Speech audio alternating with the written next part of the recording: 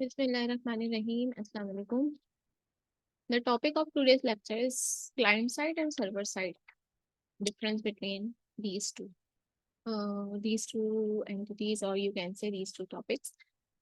First, we start from here. What are client side and server side?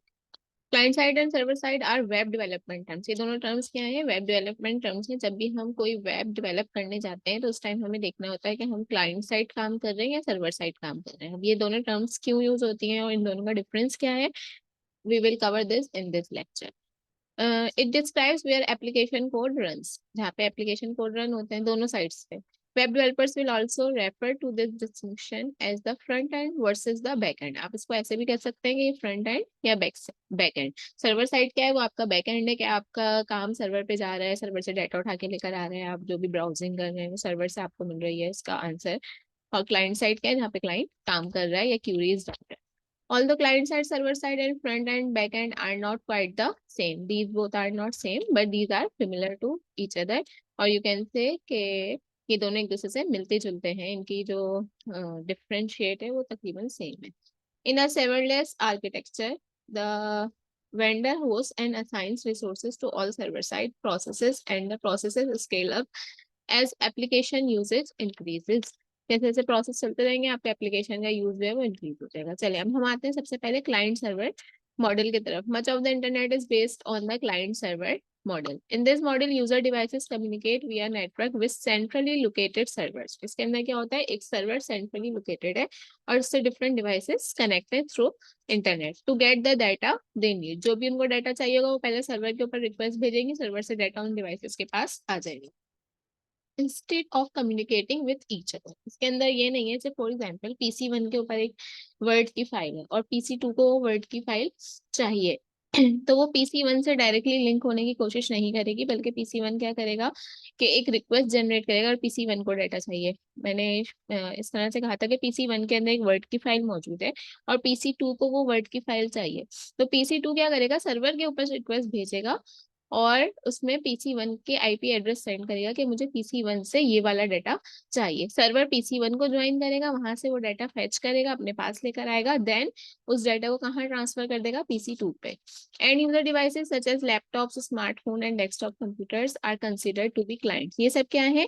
Clients क्यों कहलाते हैं? क्योंकि client इनको यूज कर रहा है, इनके ऊपर अपनी क्यूरी डाल सकते हैं। क्लाइंट सर्वर से लिंक नहीं होता, क्लाइंट जो है इन डिवाइसेस से लिंक होता है। इन डिवाइसेस को यूज करते हुए वो अपना डाटा या अपनी क्यूरी जनरेट करते हैं।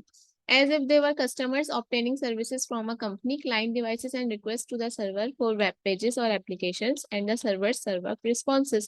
जितने भी वेब पेजेस बने हुए होते हैं वो कहाँ? सर्वर के ऊपर अपलोड होते हैं। हमने लिखा www.google.com, facebook.com या टेक सपोर्ट या फिर डाउनलोड करना है कोई सॉफ्टवेयर, तो हम सिर्फ जो है रिक्वेस्ट लिख रहे होते हैं और रिक्वेस्ट सर्वर के ऊपर जा रही होती है, सर्वर से वो वेब पेज आपके पास ओपन हो जाता है। The client-server model is used because servers are typically more powerful and more reliable than user devices। अच्छा, ये वाला मॉडल क्यों यूज होता है? ऐसा क्यों नहीं होता कि हम एक डिवाइस के ऊपर सारा डाटा सेव कर दें और जब भी आपकी डिवाइस को किसी और को जरूरत हो तो उस डिवाइस से डाटा फेच करें? क्योंकि क्लाइंट सर्वर मॉडल जो होता है वो ज्यादा रिलायबल और पावरफुल होता है सर्वर। ये सर्वर के ऊपर कोई और हम क्यूरी जनरेट नहीं करें। अगर हम किसी सिस्टम के अंदर सब चीजें सेव करें उस सिस्टम के ऊपर तो वो क्लाइंट के साइड सिस्टम हो जाएगा, सिस्टम पे भी हम अब दूसरा काम कर रहे हैं। लेकिन सर्वर का सिर्फ काम क्या है कि वो डाटा को अपने पास स्टोर करता है, उसके पास रिक्वेस्ट आती है और वो रिक्वेस्ट का काम करते हुए, प्रोसेस करते हुए वो डाटा रिक्वायर्ड कंप्यूटर पे सेंड कर देता है। तो इसलिए इस मॉडल को पावरफुल मॉडल कहा जाता है। They also are constantly maintain and keep in control environment to make sure they are always on and available. अच्छा, इनका एक कंट्रोल इन्वायरमेंट में ये काम कर रहे होते हैं, हमेशा अवेलेबल होते हैं क्लाइंट को। ऑल्दो इंडिविजुअल सर्वर्स में गो डाउन, जो इंडिविजुअल सर्वर्स होते हैं वो अक्सर गो डाउन हो जाते हैं, लेकिन जो सेंट्रलाइज सर्वर्स होते हैं वो बहुत ज्यादा पावरफुल और इनकी कह लें कि लाइफ टाइम इनका अच्छा होता है। They are usually other servers backing them up. अच्छा, इनके पास ये एक सेंट्रलाइज सर्वर तो है, लेकिन इसको सपोर्ट करने के लिए, इसके डाटा को बैकअप रखने के लिए अदर सर्वर्स इसके साथ अटैच होते हैं। Meanwhile, users can turn their devices on and off or lose or break their devices and it should not impact internet service for other users। अब सेंट्रलाइज सिस्टम से क्या फायदा है, इससे डिफरेंट डिवाइसेस कनेक्ट है। अब आपका मोबाइल ऑफ हो गया, उसकी चार्जिंग खत्म हो गई, या क्या नाम है, आपके पीसी पे नेट नहीं चल रहा, इन सब से सर्वर के ऊपर या दूसरी डिवाइसेस के ऊपर कोई इफेक्ट नहीं पड़ेगा, सिर्फ वो ही डिवाइस इम्पेक्ट होगी जिसके साथ इंटरनेट का कोई इशू है या चार्जिंग का कोई इशू है। Servers can server multiple client devices at once, server जो है वो सर्व कर सकते हैं मल्टीपल डिवाइसेस को। And each client device sends request to multiple server, हर क्लाइंट डिवाइस जो है वो मल्टीपल सर्वर्स के ऊपर रिक्वेस्ट सेंड कर सकते हैं। जरूरी नहीं है वो एक सेंट्रलाइज सर्वर के ऊपर ही रिक्वेस्ट सेंड करे, डिफरेंट सर्वर्स के ऊपर डाटा अपलोड होता है। जब आप कोई वेबसाइट देख रहे हैं जो कि किसी स्पेसिफिक कंपनी की है, या फिर आप कोई वेबसाइट देख रहे हैं जो अमेरिका से रन हो रही है, कोई वेबसाइट देख रहे हैं जो पाकिस्तान से रन हो रही है, ठीक है, तो उस डिफरेंट सर्वर्स के ऊपर आप डाटा मिलेगा। कोई डाटा आप गूगल के ऊपर ढूंढ रहे हैं, कोई डाटा आप जो है यूट्यूब के ऊपर ढूंढ रहे हैं, तो आपको डिफरेंट जगह से डाटा मिल रहा है, तो डिफरेंट सर्वर्स को आप एक्सेस कर सकते हैं। अब यहाँ पे हमारे पास एक डायग्राम मौजूद है, multiple clients and servers interact. आप जो भी अपना आपको क्वेश्चन है उसके हिसाब से अगर लिखने के साथ साथ डायग्राम भी बना के एक्सप्लेन कर दो तो बहुत अच्छा रहता है। कभी आपके लिखने में कोई गलती होती है, लेकिन डायग्राम देख के कॉन्सेप्ट समझ में आता है कि स्टूडेंट को कॉन्सेप्ट का पता है। तो यहाँ देख ले, एक 3 लैपटॉप्स हैं, यानी 3 क्लाइंट्स हैं हमारे पास, और डिफरेंट 3 यहाँ पे सर्वर्स मौजूद है। ये क्लाइंट इस सर्वर पे भी रिक्वेस्ट भेज रहा है, इस सर्वर पे भी और इस सर्वर पे। Similarly these two laptops are sending request to different servers. Each client will communicate with multiple server and vice versa. Suppose a user is browsing the internet and types netflix.com into browser bar। अच्छा जी, एक user है जो कि internet use कर रहा है, उसने अपने ब्राउजर में क्या लिखा कि नेटफ्लिक्स जो मूवीज देखने का वेबसाइट होती है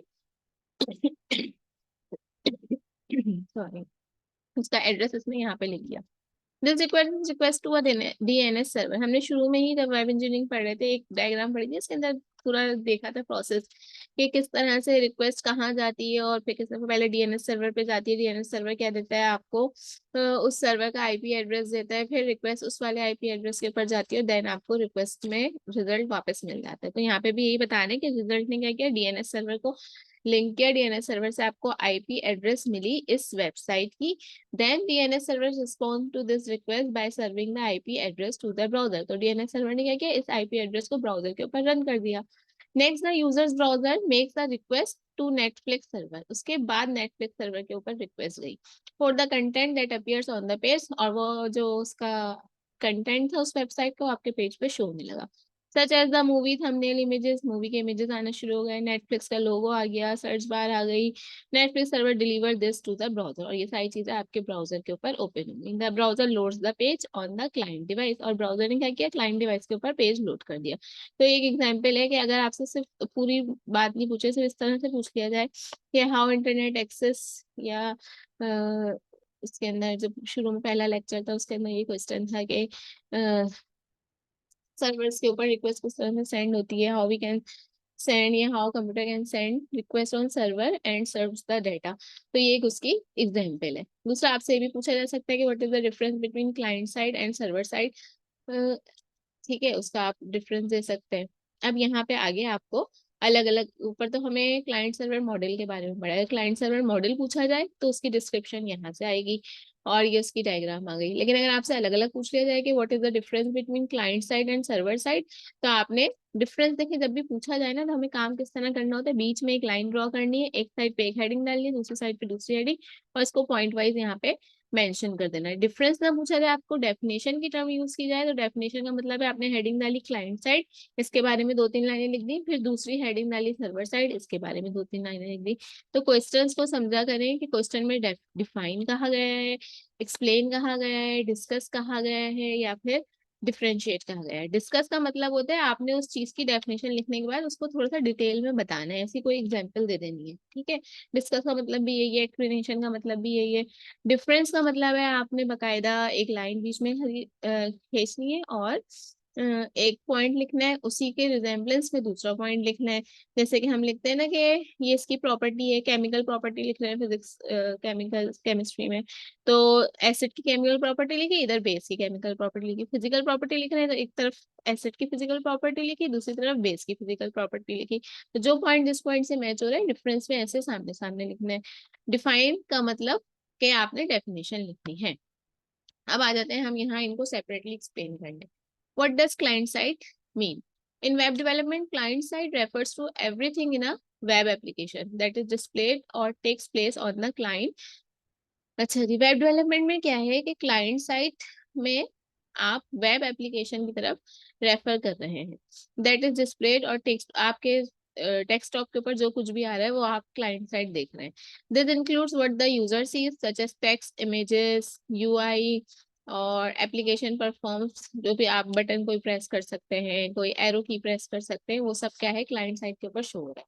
markup languages like HTML, CSS are interpreted by the browser on the client side. अब कैसे होता है कि जो मार्कअप लैंग्वेजेस हैं जो कि आपने पढ़ ली है, HTML, CSS, उनको हम एक्सेस करते हैं और ब्राउजर आपका उनको इंटरप्रेट करते हैं और डाटा शो हो जाता है। HTML और CSS का तो कोड लिखा हुआ है वेबसाइट पे, जब ब्राउजर उनको एक्सेस कर रहा है तो वो कोड वहां पे कम कर रहा है। जैसे कि फॉर एग्जांपल ये काम जो है, ये पैराग्राफ HTML में लिखा हुआ है, तो HTML में लिखा होगा तो इसमें क्या होगा कि एक एरो की आई होगी, एक टैग आया होगा पी का, और वो टैग यहाँ पे पी का क्लोज हो गया होगा, तो ही डेफिनेट लाइन चेंज हुई, फिर नया पी का टैग शुरू हुआ और इस तरह से आ गया।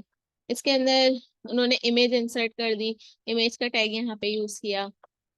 जब भी आपको वेबसाइट देखना है आप उसको इस निगाह से देखेंगे। आपने HTML CSS सब पढ़ा हुआ है कि ये काम किस तरह से हुआ होगा, पेजेस किस तरह से बने, यहाँ पे ये टैब्स किस तरह से बने। जो चीज आपको समझना है, कुछ चीजें आपने पढ़ ली है, ऑब्वियसली हर चीज तो आपको एक कोर्स में कवर नहीं कराई जा सकती, लेकिन आप उसको देख सकते हैं। अच्छा, यहाँ पे ये एड्रेस किस तरह से बना, वो हम लिखते थे शुरू में सबसे href करके, वो ये है href, रेफरेंस का लिंक दे रहे हैं, इसके बाद क्लिक करेंगे तो कोई और सा पेज आपके पास ओपन हो जाएगा। फिर हेडिंग्स के लिए हम टैग यूज करते थे H1 H2, तो यहाँ पे ये टैग यूज हुए में। ठीक है, ये इस तरीके से है। और फिर यहाँ पे पैराग्राफ से आपके पैराग्राफ चेंज हो रहे हैं।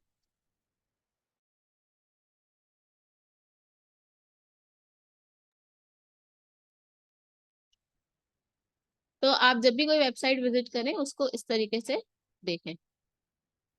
आप ये भी देख सकते, अच्छा अब आप, हाँ अब से हम पता कैसे चलेगा कोई काम है जो आपको नहीं करना आ रहा है, या आप इस वेबसाइट को देख के आप नहीं समझ पा रहे। टॉपिक थोड़ा सा चेंज हो गया, अब अभी क्लाइंट साइड पे थे, लेकिन अब वो बताने वाली बात है तो मैं आपको ये बता रही हूँ किसी भी वेबसाइट को विजिट करते वक्त आपने क्या बातें नोट करनी है। आपको अब HTML बनाना आ गया, अब अपनी प्रैक्टिस के लिए क्या कर सकते हैं कि ये सिर्फ इतना अपने पास एक टारगेट ले लें। आपने एक वेबसाइट ओपन कर, अब अपना टारगेट रख लें कि आपने ये डिजाइन करना है, एक लोगो इंसर्ट करना है, ये हेडिंग डालनी है, और फिर इनके डिफरेंट टैब्स। अभी इनके ऊपर आप कोई क्लिकिंग ऑप्शन वगैरह कुछ भी नहीं रखे हैं, बस ये डिफरेंट टैब्स किस तरह से बनाने वो बना लें। और ये नंबर डालना है यहाँ पे, इस तरह से लोगो देना है, इतना काम आप करें, उसको करने की कोशिश करें। जहाँ पे आपको मुश्किल हो, मैंने आपको बताया W3 स्कूल्स की वेबसाइट है, आप इसके ऊपर ऐसे जा सकते हैं। यहाँ पे लिखें कि वेबसाइट डिजाइनिंग, टेम्पलेट्स भी मौजूद है, काफी सारी चीजें मौजूद है, किसी पे भी आप काम कर सकते हैं। How to build a website, ये आ गया। अब यहाँ पे रोड मैप्स हैं, कौन कौन सी लैंग्वेजेस हम यूज कर सकते हैं, HTML, CSS, जावास्क्रिप्ट, ये तीन तो हम कोर्स में कवर कर रहे हैं। SQL है, पाइथन, PHP मोस्टली हम किस लिए यूज करते हैं, हमें फॉर्म्स वगैरह डिजाइन करने हैं, फॉर्म्स में डाटा इंसर्ट करना है, तो PHP लैंग्वेज यूज करते हैं। पाइथन एक बहुत ही ज्यादा कह लें कि अब इनकमिंग लैंग्वेज है, इसके ऊपर बहुत काम हो रहा है, इसको यूज करना बहुत आसान है, तो इसलिए पाइथन के ऊपर ज्यादा काम करते हैं। SQL हमारे पास जब यूज होता है जब हम अपनी वेबसाइट को किसी डेटाबेस के साथ लिंक कर रहे हैं, जैसे कि कुछ सर्च करना है तो ऑब्वियसली डेटाबेस के अंदर कुछ स्टोर होगा तो सर्च कर रहे होंगे ना। रिस्पॉन्सिव पेजेस कौन से होते हैं, एक्टिव पेजेस कौन से होते हैं, तो ये भी सब भी आप यहाँ पे सर्च कर सकते हैं। यहाँ पे आ गए इनकी वेबसाइट के ऊपर, अब आप डिफरेंट देख लें भाई क्या क्या फ्रेमवर्क है, किस तरह से वेबसाइट क्रिएट हो रही है। गेट स्टार्टेड, लेआउट, ड्राफ्ट आपने किस तरह से बनाया, ये आपकी नेविगेशन बार है, स्लाइड शो करवाना है, ये आप सबसे पहले लिखते हैं, ये मेटा टेक्स्ट कहलाते हैं, इसके डॉक टाइप HTML। फिर आपने लिखा a meta text should define the character set to be UTF-8। View code, link दे दिया स्टाइल शीट्स का, अगर आपने कोई स्टाइल शीट यूज करी है तो यहाँ से उसका लिंक ले लें। ठीक है, अब आपने जो सारी चीजें इन्होंने अलग अलग डिफाइन की उन सबको यहाँ पे मर्ज कर दिया। अब हम इसको कहीं पे रन करके भी दे सकते हैं। ये इसकी बॉडी है, ये सब तो इसकी स्टाइलिंग और सारी चीजें आ गई हैं, और उसने इसको वो दे दिया है कि बॉर्डर वगैरह इस तरह का, व्यू किस तरह का आना चाहिए। ठीक है, लेकिन यहाँ पे आप वो परफॉर्म करेंगे जो आपको अपने पेज पे शो करना है। जब इसका यहाँ पे ऑप्शन आ रहा है डिफरेंट ट्रायर्स का, वहां पे क्लिक करते ना, ये कोड कॉपी करके बेशक आप वहां पे चला दें, कोई सा भी कोड आप उसके अंदर चला सकते हैं। If you want to create a website from scratch without the help of CSS framework, read our how to make a website tutorial. आप इस तरह से भी वेबसाइट ये वाले लिंक खोल के आगे जा सकते हैं। टॉपिक बिल्कुल अलग चला गया, लेकिन मुझे यहाँ बताने में, क्योंकि ये भी आपका ही टॉपिक है, तो इस वजह से मैं बता रही हूँ। क्रिएटिंग पेज कंटेंट जब भी हम क्रिएट करते हैं, इसको इस पेज कंटेंट से कंपेयर करें। ये वाला पेज आपने देख लिया, अब यहाँ पे आके इसको हम कंपेयर करें। एक नेविगेशन बार होती है, ये रही नेविगेशन बार, इसके अंदर आप नेविगेट कर रहे हैं। कहाँ गया, स्लाइड शो चल रही होती है, जरूरी नहीं है कि हर वेबसाइट पे चले। एक हेडर है, सम सेक्शंस हैं, आर्टिकल्स हैं और एक फुटर है। ठीक है, ये से कुछ सेक्शंस बने हुए, एक सेक्शन ये रहा, एक सेक्शन ये रहा, एक सेक्शन ये रहा, ये पूरा आर्टिकल लिखा हुआ है। फुटर इसमें, ये इसका फुटर कहलाता है। ठीक है, अच्छा, क्रिएट एंड व्यू है, वेबसाइट पे चले जाते हैं। आपने नोटपैड खोला, स्क्रीन स्टार्ट की, प्रोग्राम स्टार्ट किया, प्लेन टेक्स्ट लिखना है इसके अंदर, मतलब बता रहे हैं यहाँ पे जाके यहाँ पे जाना है। ये टेक्स्ट ऐड, ये जो सॉफ्टवेयर यूज कर रहे हैं वो मैक का यूज कर रहे हैं। आप जो है सिंपली नोटपैड पे भी टाइपिंग करके काम कर सकते हैं। प्रोग्राम्स में गए, एसेसरीज में गए और नोटपैड आपने ओपन कर लिया, जैसे यहाँ से जाके ओपन होता है विंडोज का बटन क्लिक करके ऐसे। अब आपने यहाँ पे एक सिंपल सा HTML का कोड लिखा, ये रहा, ये आपका नोटपैड है, आपने ये HTML का कोड लिखा। सेव द HTML पेज, आपने HTML पेज को सेव किया, नेम द फाइल index.htm, और यहाँ पे जो आपके पास आ रहा होगा सेट एस टाइप, इसको ऑल फाइल्स के ऊपर क्लिक करना है, which is the preferred encode for HTML files. Encoding यहाँ पे क्या करनी है, UTF-8। यहाँ पे HTML भी लिख सकते हैं और HTM भी लिख सकते हैं। View the HTML page in your browser, अब जब आप क्लिक करेंगे मतलब रन करेंगे तो आपके पास देखेंगे ब्राउजर के अंदर HTML पेज आ गया, और जो आपने यहाँ पे लिखा था, जिस नाम से आपने इसको सेव किया था, वो इसका जो है ब्राउजिंग एड्रेस यहाँ पे ओपन हो गया। तो ये आपके पास एक सिंपल सा HTML page with heading open हो गया। ठीक है, आई होप कि जिन लोगों को अभी तक कोई इशू होगा कि HTML का पेज कैसे बनाते हैं, कैसे रन करते हैं, इस ये जो हम देख रहे हैं इस वीडियो के जो मैं वीडियो आपको रिकॉर्ड कर रही हूँ, इसके बाद आपको कोई परेशानी नहीं होगी, आप बहुत आसानी से ये एक सिंपल पेज एटलीस्ट रन कर सकते हैं। ऑनलाइन एडिटर है अब आपके पास, अब आप इसमें जो भी चेंजिंग करें, इन्होंने लिख के दे दिया है ट्राई इट योरसेल्फ।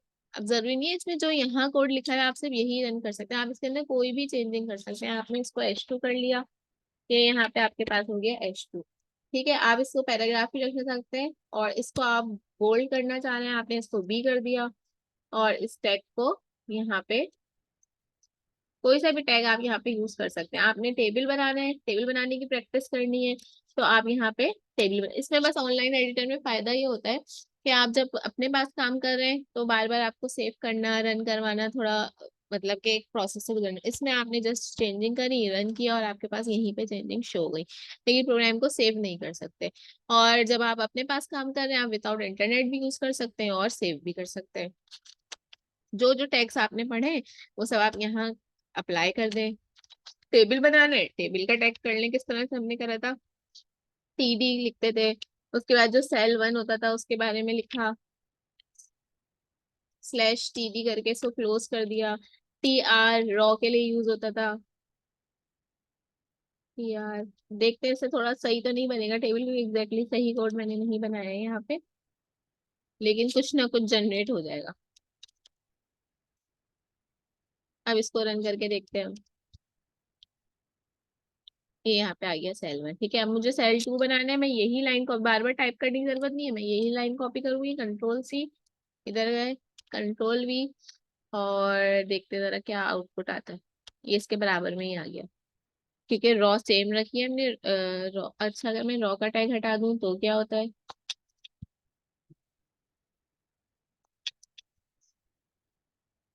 ये अगली रॉ में चला गया। ठीक है, और इसके अंदर स्पेस किस तरह से देना है, ये सब आपके पास डॉक्यूमेंट में मौजूद है, आप उस तरह से कर सकते हैं। यहाँ से भी अगर हम रॉ का टैग हटा दें, फिर क्या चेंजिंग, आप डिफरेंट चेंजिंग करके देखा करें। अब यहाँ पे आपके पास गैप भी आ गया, और मैं इससे पहले रॉ का टैग लगा दूं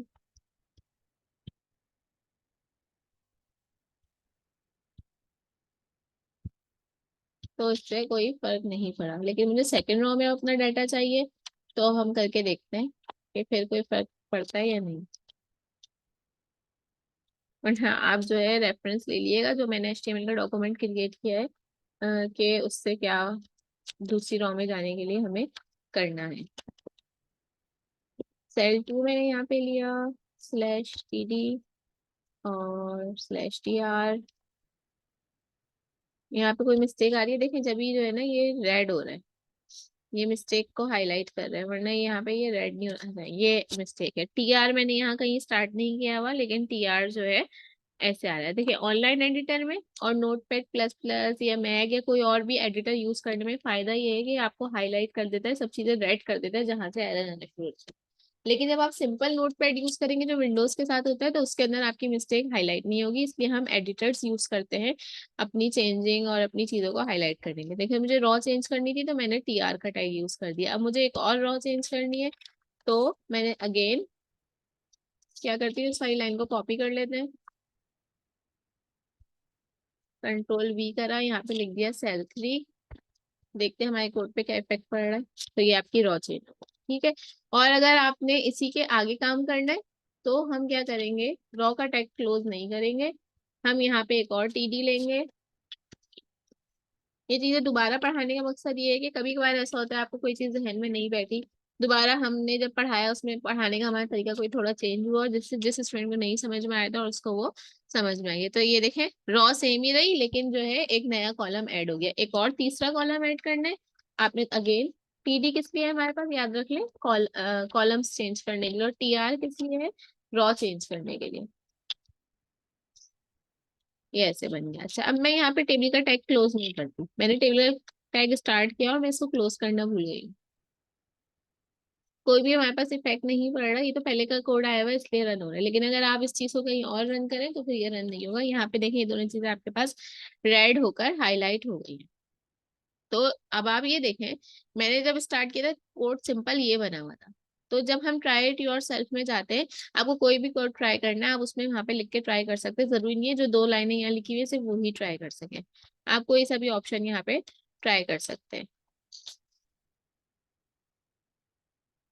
how to make a link to the website. अब ये लिंक ट्री वेबसाइट क्या होता है, एक नई टर्म है, इसको पढ़ें। और स्ट्रक्चर विद HTML के अंदर स्टाइलिंग कर दिया आपने CSS के साथ। अभी तक हमने सिर्फ HTML करा था, अब लर्न विद CSS, तो हम यहाँ पे CSS में आ जाते हैं। CSS आपके पास क्या क्या ऑप्शन इंट्रोड्यूस करवा रहे हैं, CSS के डिफरेंट सिंटेक्स हैं, सिलेक्टर है, हेडिंग, जैसे आप हेडिंग को अंदर चेंजिंग कर रहे थे, तो इसकी प्रॉपर्टी आपने ऐसे दे दी, फॉन्ट साइज ये कर दिया और वेरिएंट। अब आपको अंदर HTML जब आप यूज कर रहे थे तो जो फॉन्ट साइज उसका सिलेक्ट हुआ है वही आपके पास आ रहा था। CSS के अंदर आप हर लाइन के अंदर चेंजिंग कर सकते हैं। आप इस तरह भी कर सकते हैं कि आपने एक एलिमेंट बना लिया P, इसके अंदर ये कर दिया, अब जहां जहां आपको कलर रेड और सेंटर लाइन करने की जरूरत है वहां वो टेक्स्ट लिखने से पहले आप P लिख देंगे, P का टैग यूज कर लेंगे ऐसे इस तरीके से, तो वहां वो चेंजिंग हो जाएगी। कमेंट्स दे सकते हैं, कमेंट्स का मतलब मैंने पहले भी बताया था, कमेंट्स कब देते हैं, हम कोड बना रहे हैं और हमें रिमेम्बरेंस के लिए कि इस कोड का क्या मतलब है, या क्लाइंट को बताने के लिए या अपने बताने के लिए। जब भी आप लैब में भी कोड वगैरह लगाया करें तो उसमें कमेंट करके लगाया करें, उससे आसानी होती है। जब आप थोड़े अर्से बाद पिछली लैब देखेंगे तो आप भूल चुके होंगे कि आपने ये टैग क्यों यूज करा था या इसका क्या पर्पस था, तो लाइन ऑफ कमेंट पढ़ के हमें समझ में आ जाता है। कलर्स दे सकते हैं आप, ये कलर्स के नाम टोमेटो ऑरेंज ये सारे इसके नाम है जिससे ये वाले कलर्स आ जाएंगे, ठीक है। इनके कलर्स के कोड भी होते हैं, तो हम कलर का कोड भी यूज कर सकते हैं अगर हमें कलर का नाम नहीं देना। ये देखें इतने डिफरेंट कलर्स उन्होंने यहाँ पे एक्सपीरियंस करे हैं। CSS बॉर्डर कलर, बॉर्डर का कलर है ये जो आपने लिखा है, ये एक बॉर्डर के अंदर आ जाए और उस बॉर्डर का कोई का कलर हो जाए। तो ये देखें बॉर्डर की वो आ गई आपके पास विड्थ, कि आपको बॉर्डर कितनी विड्थ का रखना है। बॉर्डर 2px है, मैं यहाँ पे बॉर्डर कर दूं अगर 4px, तो देखें इसका जो बॉर्डर है थोड़ा सा मोटा हो गया है। सॉलिड सॉलिड के अलावा हम यहाँ पे क्या टर्म यूज कर सकते हैं आपको देखना पड़ेगा वेबसाइट में। मैंने सॉलिड हटा दिया तो यहाँ से आउटलाइन हट गई। सॉलिड लिखेंगे तो आपके पास ट्रांसपेरेंट लिख के देखते हैं जरा, ट्रांसपेरेंट की कोई टर्म यहाँ मौजूद है या नहीं। नहीं, सॉलिड है। ठीक है, बॉर्डर आपने 0 px अगर हम कर दें तो क्या होगा ये देख लेते हैं, बिल्कुल गायब हो गया। 1 px कर देते हैं तो थोड़ा सा थिन बॉर्डर आ गया।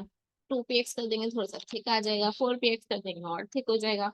तो ये आपके टेक्स्ट के ऊपर बॉर्डर देने के लिए, सिर्फ ये H1 के अंदर ये बॉर्डर यूज नहीं होगा। अगर आपने पैराग्राफ लिखा है कोई P, ठीक है, दिस इज पैराग्राफ, और इस पैराग्राफ को आप बॉर्डर के अंदर कन्वर्ट करना, क्लोज करना चाह रहे हैं, तो ये जो आपके बॉर्डर का टैग और बॉर्डर का स्टाइल है वो यहाँ पे आ जाएगा। और किस तरह से आएगा कि ये पी के साथ क्लोज हो जाएगा। ऐसे मैंने इसको कॉपी किया, पी के साथ लिख दिया, पी और स्टाइल के दरमियान में गैप आएगा, स्पेस आएगा इनके। तो देखेंगे इसी तरह से रेड बॉर्डर बन गया। और ये क्यों आ रहा है यहाँ पे, क्योंकि ये कोटेशंस के बाद एक और हम ये लिखेंगे। और अब देखते हैं, ये हटा दें अगर हम, हेलो वर्ल्ड जो है, एक मिनट,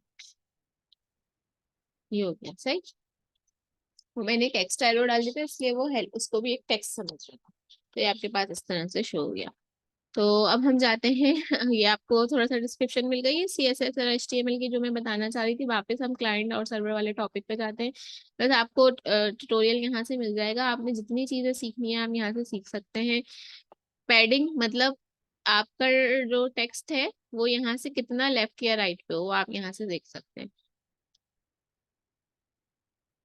हाइट और विड्थ कितनी रखनी है वो आप यहाँ देख सकते हैं परसेंटेज में इसमें। यानी ये जो आपने बॉर्डर बनाया है इसकी हाइट कितनी है, ठीक है। हाइट, विड्थ, बैकग्राउंड कलर क्या होना चाहिए। तो बैकग्राउंड कलर के संग में आप लिखेंगे CSS कलर्स, तो आपके पास जो है लिस्ट आ जाएगी। देख लेना यहाँ पे,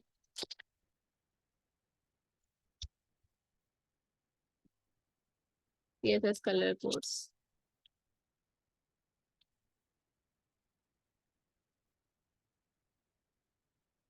अगर हमें डायरेक्ट नाम नहीं पता तो हम यहाँ पे इनके कलर कोड्स भी यूज कर सकते हैं। और ये कैसे बनते हैं, उसको मूव करके डिफरेंट कलर कोड्स बन जाते हैं। कलर पिक कर सकते हैं आप यहाँ से, ऐसा ऑप्शन है। दूसरा ये वाले कलर भी यूज कर सकते हैं, hex, RGB, HSL, choose multiple colours. Base ये रहे, मैरून है तो इसका कोड है हमारे पास हेक्स में 800,000। ठीक है, मैं यहाँ पे वहां पे रन करके दिखा देती हूँ आपको। और डेसिमल कलर कोड इस तरह से लिखा हुआ है, कलर का नाम इस तरीके से लिखा हुआ है। तो अगर मैं सिर्फ इसको रन करना चाहूँ, रेड को FFF और 40, हम यहाँ देख लेते हैं जहाँ भी हमारा कलर कोड ओपन हुआ हुआ है, FFF और 40। बहुत चीजें एक कोर्स में सब कवर नहीं हो सकता, और हर स्टूडेंट का इंटरेस्ट अलग होता है। ये बटन्स क्रिएट करने का भी तो इंटरेस्ट के ऊपर डिपेंड करता है, आपका किस कोर्स में ज्यादा इंटरेस्ट है, आप उसकी सर्च उस पे ज्यादा ध्यान दे दें। अच्छा, ये आइकन बार, ये जिस तरह से आइकन बने हुए थे, मेन्यू आइकन है, ये भी देख ले जब तक ये ओपन हो रहा है। हम इधर आ जाते हैं कलर्स वाले ऑप्शन में। रेड के लिए मैंने क्या कलर कोड देखा था, अभी दोबारा देख के मैं दोबारा रन करके दिखा देती हूँ। पहले हम इसको रन करते हैं, एडिटर ओपन करते हैं। रेड के लिए कलर कोड है FFF और 40। जब भी आप कोई वो पढ़ रहे हैं ना, सब्जेक्ट पढ़ रहे हैं, आप देखें आपका इंटरेस्ट कौन से सब्जेक्ट में डेवलप हो रहा है, उसकी सर्चिंग के ऊपर जाएं। एटलीस्ट किसी एक चीज में आप बहुत स्ट्रांग हो जाए प्रैक्टिकली, ऐसा सब्जेक्ट जो कि प्रैक्टिकली आपके लिए है, आप उस चीज में बहुत ज्यादा स्ट्रांग हो जाए। ये टोमेटो था यहाँ पे, मैं यहाँ पे इसका कलर 4, बार बार मैं भूले जा रही हूँ, FFF और 40। देखते हैं यहाँ पे रन होता है या तो हमें कलर्स वाले उसमें देना पड़ेगा। हाँ, सॉरी सिस्टम है।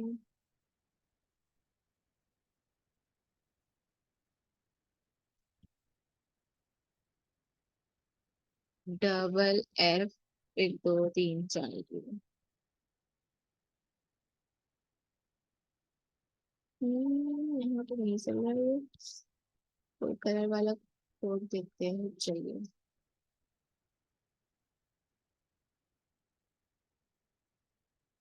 यहाँ कलर लिखा हुआ होगा ना, वहां चलेगा। ये डॉगर ब्लू कलर है, इसको हटा के हम लिखते हैं DFF4, सॉरी 1 2 3 4 0। टोमेटो ये सारा था, ये देखें ये ब्लू कलर है, अब ये चेंज होके रेड हो जाना चाहिए। हाँ ये तो ब्लैक हो गया। मैं कोड पे दोबारा जाती हूँ। FF40 रेड का ही शो हो रहा है, कोई और ब्लैक का क्या है? 1 2 3 4 5 6 0 आ रहे हैं। या फिर हम इस तरह से लिखें,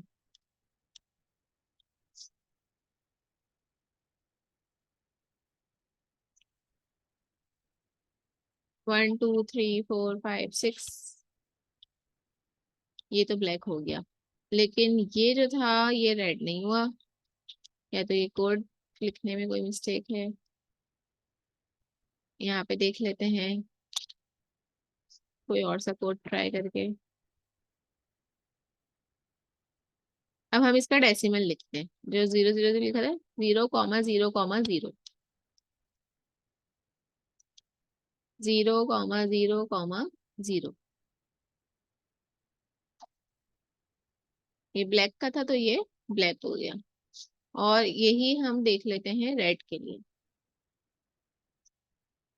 ओ लाइट जाने।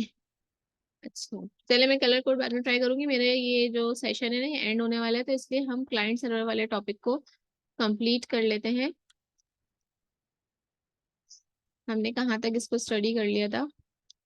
क्लाइंट साइड पर आ गए थे, ठीक है। A dynamic web page is a web page that does not display the same content for all users. अच्छा, डायनामिक वेब पेज क्या होता है कि यूजर की चॉइस के मुताबिक वो चेंज हो जाता है। जैसे कोई ऑनलाइन शॉपिंग की आपके पास वेबसाइट है या दराज की वेबसाइट है, तो दराज की वेबसाइट में क्या होता है कि आपके जो लिंक होती है, जो चीजें आपको पसंद नहीं है, फेसबुक में क्या होता है जो आपके इंटरेस्ट की चीजें वही बार बार शो करता है। किसी को इस्लामिक पेज पसंद है तो उसके बाद इस्लामिक ऑप्शन ज्यादा आएंगे, किसी को गाने या फैशन इस तरह के पेजेस पसंद है तो उसके पास वही डाटा ओपन होगा। वो आपके गूगल सर्च से या आपकी पूरी जो इंटरनेट की हिस्ट्री है उससे डाटा को सर्च करके या एग्जामाइन करके कि यूजर का इंटरेस्ट क्या है, वो वाले जो इंटरेस्ट की चीज है वो उसको शो करता है। तो ये आपके पास गूगल पे भी वही ऐड आपके पास शो होंगे, जीमेल पे भी इस तरह के ऑप्शंस आ रहे होंगे, इंस्टा पे भी आ रहे होंगे। तो इसका मतलब है वो आपके डायनामिक पेजेस हैं और यूजर की चॉइस के मुताबिक वो पेजेस चेंज होते रहते हैं।